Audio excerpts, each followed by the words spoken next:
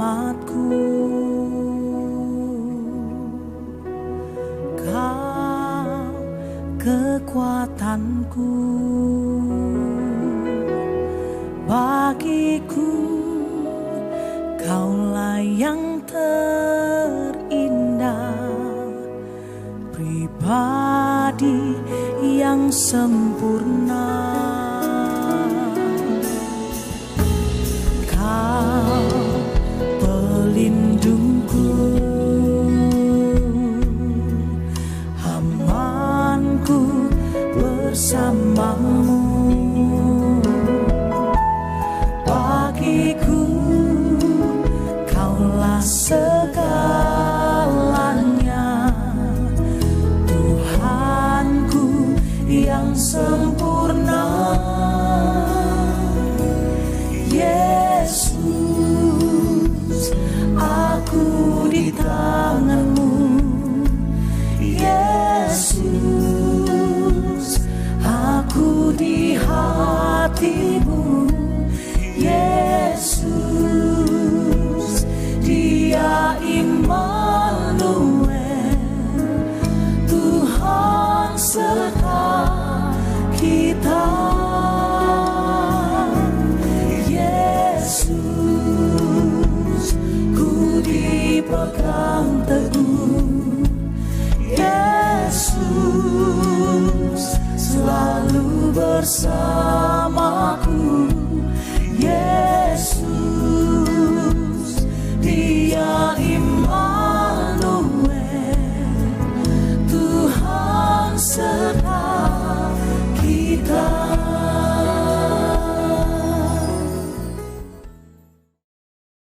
Halo, selamat pagi semuanya. Dari kelas 7 sampai kelas 12. Kita bersyukur hari ini kita masih diberikan kesempatan oleh Tuhan untuk sama-sama kita akan devosi. Nah, devosi hari ini akan dipimpin oleh Ibu Gebi. Kita akan mempersiapkan diri untuk perayaan Natal kita di esok hari, ya. Tema Natal kita adalah Immanuel, Allah beserta kita.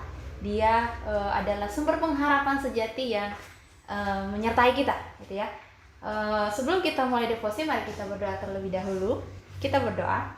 Tuhan, kami mengucap syukur sekali lagi pagi hari ini. Tuhan, berikan kami kesempatan untuk sama-sama merenungkan kembali firman-Mu, merenungkan kembali penyertaan Tuhan di dalam kehidupan kami.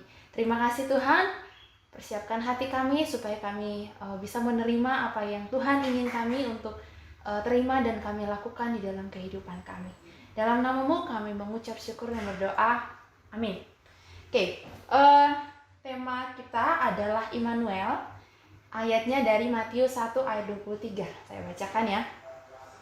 Sesungguhnya anak darah itu akan mengandung dan melahirkan seorang anak laki-laki, dan mereka akan menamakan dia Immanuel, yang berarti Allah menyertai kita. Ini di perjanjian baru, tapi saya akan bacakan ada satu ayat relate, dia di perjanjian lama. Kemarin sudah Ibu Ruth mungkin singgung sedikit ya. Yesaya 7 ayat 14. Sebab itu Tuhan sendirilah yang akan memberikan kepadamu suatu pertanda. Sesungguhnya seorang perempuan muda mengandung dan akan melahirkan seorang anak laki-laki, dan ia akan menamakan dia Immanuel, ya. Ayat ini di Matius 1 ayat 23 ini itu muncul 400 tahun setelah perjanjian lama. Jadi perjanjian baru itu, antara perjanjian lama dan perjanjian baru itu kira-kira rentangnya adalah 400 tahun. Nah, di antara zaman peralihan itu Tuhan tidak berbicara sama sekali. Jadi disebut sebagai masa kelam. Artinya apa? Tuhan tidak berbicara sama sekali kepada umatnya, baik lewat nabi-nabi maupun lewat rasul, kayak gitu ya. Jadi itu adalah zaman kelam yang tidak ada firman Tuhan datang kepada manusia. Nah, ternyata di zaman itu di dalam kurun waktu 400 tahun itu tiba-tiba muncul suatu firman ya. Jadi datang kepada anak darah yang namanya Maria. Jadi malaikat Gabriel itu datang kepada Maria dan dia berkata bahwa engkau diberkati, engkau akan melahirkan juru selamat dan engkau harus menamakan dia Immanuel. Itu artinya Tuhan menyertai, gitu ya. Nah, dengan adanya janji itu ya, bahkan janji ini sudah dinubuatkan di zamannya Yesaya, sekitar bertahun-tahun, beratus-ratus tahun sebelum kelahirnya juru selamat gitu ya. Jadi sudah dinubuatkan, artinya apa? Tuhan sudah berjanji akan memberikan juru selamat dan digenapi kepada Maria gitu ya. Jadi janjinya Tuhan itu tergenapi ya. Janjinya Tuhan untuk menyertai, untuk menyelamatkan bangsa Israel itu benar-benar digenapi di perjanjian baru kayak gitu. Nah, di tengah masa yang sulit waktu itu ya, ketika zamannya 400 tahun itu bangsa Israel itu lagi dijajah oleh bangsa Romawi. Jadi ketika kalian sudah belajar ya pasti di sejarah gitu ya, atau di IPS yang SMP gitu ya, ketika masa penjajahan pasti itu adalah masa yang sulit. Bangsa Indonesia sudah dijajah itu beratus-ratus tahun, itu adalah masa yang sulit. Nah, kita bisa bayangkan di situ ya, bangsa Israel sedang mengalami masa yang sulit, masa yang sukar. Tapi di tengah-tengah masa yang sulit itu Tuhan menyatakan bahwa Tuhan menyertai mereka. Akhirnya Firman itu menjadi manusia dengan lahirnya juru selamat, lahirnya Kristus. Jadi ini menjawab kerinduan bangsa Israel bahwa Allah tetap ada dan menyertai mereka di tengah situasi yang sulit yang mereka hadapi. Ternyata Tuhan tetap ada, kayak gitu ya. Firman yang menjadi manusia ini menjadi bukti bahwa Ia tidak pernah meninggalkan mereka. Ia tidak pernah meninggalkan kita. Nah, kemarin Ibu Ruth juga sudah sharing sedikit ya, janji penyertaan Tuhan itu bahwa Tuhan menyertai itu tidak hanya ke orang spesifik, tetapi semua orang ya. Jadi bukan hanya misalkan hanya kepada orang-orang pintar saja Tuhan menyertai, enggak. Atau hanya ke suku tertentu, tidak. Jadi penyertaan Tuhan itu semua orang, kepada semua orang. Jadi mau dia suku dari mana, mau dia latar belakang pendidikannya seperti apa, itu semuanya Tuhan sertai. Jadi janji penyertaan Tuhan itu untuk semua orang, kayak gitu ya. Nah, Allah Immanuel yang artinya Allah menyertai kita itu di dalam kondisi apapun. Ya, sekali lagi, Allah Immanuel atau Allah menyertai itu adalah dalam kondisi apapun. Mau dalam kondisi senang, mau dalam kondisi susah, mau dalam tekanan, mau dalam kemenangan, Tuhan selalu menyertai. Ya, itu baiknya Tuhan dalam kehidupan kita. Apapun keadaan kita, Tuhan sertai kita. Apapun kondisi kita, Dia tetap Allah Immanuel ya.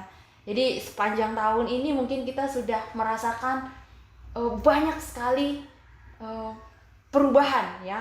Kalian yang awalnya belajar di kelas gitu ya, ketemu sama teman-teman, ngobrol, kemudian bercanda gitu ya, tiba-tiba berubah. Jadi belajarnya di kamar atau belajarnya di ruang tamu, di rumah masing-masing. Nggak ada teman yang mau diajak bercanda gitu ya. Yang ada orang tua ataupun saudara yang ada di rumah gitu ya. Jadi begitu banyak perubahan. Yang awalnya ngerjain tugas langsung dikumpul di buku catatan, ini harus difoto, dikirim di Google Classroom atau nggak dikirim di WA. Banyak sekali perubahan. Bapak Ibu guru yang awalnya ngajarnya persiapan hanya untuk di kelas, ternyata persiapan untuk bikin video, kemudian bikin upload materi di Google Classroom, banyak sekali. Dan itu tidak mudah ya, tidak mudah bagi kita. Tetapi kalau kita masih ada sampai saat ini gitu ya, kita sudah ada di bulan Desember, itu benar-benar bukti bahwa Tuhan menyertai. Ya, Tuhan menyertai kita. Nanti ketika kalian terima rapor juga, jadi mungkin ada yang nilainya turun atau nilainya naik. Bukan berarti ketika nilainya turun, jadinya Tuhan tidak menyertai, enggak ya. Jadi Tuhan menyertai dalam kondisi apapun, dalam nilainya jelek pun atau nilainya baik, Tuhan menyertai. Ya. Intinya adalah bagaimana kita menyikapi penyertaan Tuhan, bagaimana kita melihat penyertaan itu dalam kehidupan kita. Ketika kita sulit, apakah kita masih bisa melihat, apakah kita masih bisa merasakan penyertaan Tuhan. Sama seperti bangsa Israel yang ketika mereka dalam tekanan, mereka ternyata masih merindukan penyertaan Tuhan. Dan akhirnya Tuhan menjawab kerinduan hati mereka dengan lahirnya Juru Selamat. Nah, sama seperti kita, sembari kita mempersiapkan diri untuk perayaan Natal kita besok, mari kita siapkan hati kita menantikan Juru Selamat yang benar-benar menantikan bahwa Dia Allah Immanuel. Ya, kita mengingat kembali sepanjang tahun ini penyertaan Tuhan di dalam kehidupan kita. Nah, Ibu kasih satu pertanyaan refleksi ya untuk kalian yang kalian bisa jawab di kolom komentar di bawah ya. Sepanjang tahun ini penyertaan Tuhan yang paling kamu rasakan itu apa? Ya, jadi ceritanya yang spesifik ya. Sepanjang tahun ini, sepanjang masa pandemi ini, penyertaan Tuhan yang paling kamu rasakan yang spesifik itu apa? Ya, silakan dijawab. Nanti Bapak Ibu wali kelas akan cek refleksi kalian. Nah, nanti Ibu Sinta juga akan cek ya. Oke, sekian refleksi kita hari ini. Mari kita berdoa. Tuhan, kami mengucap syukur, terima kasih Tuhan ingatkan kami tentang penyertaan-Mu dalam kehidupan kami, bahwa di dalam kondisi apapun Tuhan tetap bersama-sama dengan kami, dalam kondisi yang senang, dalam kondisi yang sulit, dalam kondisi yang kami lemah, ataupun dalam kemenangan kami, Tuhan tetap bersama-sama dengan kami. Mampukan kami untuk terus melihat penyertaan-Mu di dalam hidup kami, dan biarlah hidup kami menjadi hidup yang menyenangkan Tuhan, hidup yang sesuai dengan kehendak Tuhan. Terima kasih Tuhan, kami akan lanjutkan aktivitas kami hari ini. Tuhan yang terus sertai kami. Di dalam nama-Mu kami mengucap syukur dan berdoa. Amin.